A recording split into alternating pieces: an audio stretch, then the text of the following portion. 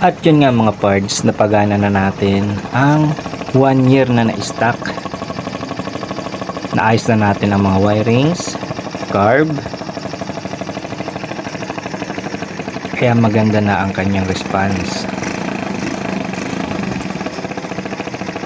Hindi na siya namamatay at hindi na rin tumutulo.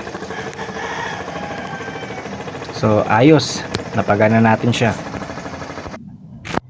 So hindi pa tayo tatapos ng parts, gusto ko siyang ibalik sa dati niyang dual shock dahil hindi maganda ang pagka-convert ng kanyang monoshock.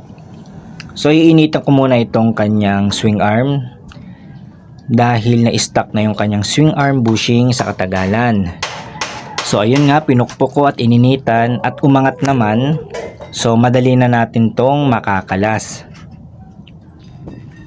So nakita nyo is umangat na.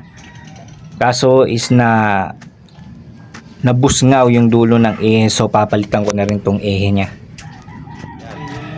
At yun nga, dahil nga sa dating conversion, medyo humina yung chassis niya. So kailangan ko lang patibayin ulit yung chassis niya. So nag-welding lang ulit ako. Pinix ko lang yung crack para hindi magka-problema si customer. So ito na yung dati niya mga parts na napakapangit, na hindi umaandar.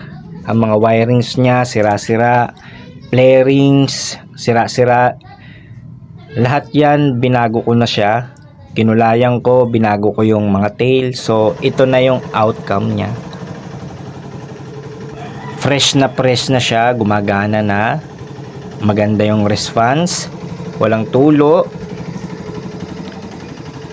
Presentable na, kaya matutuwa na si customer neto.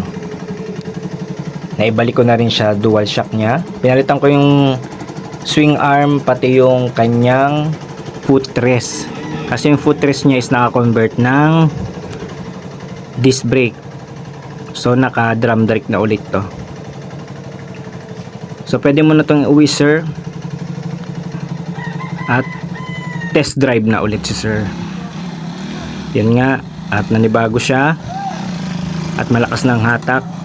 So salamat sir sa tiwala.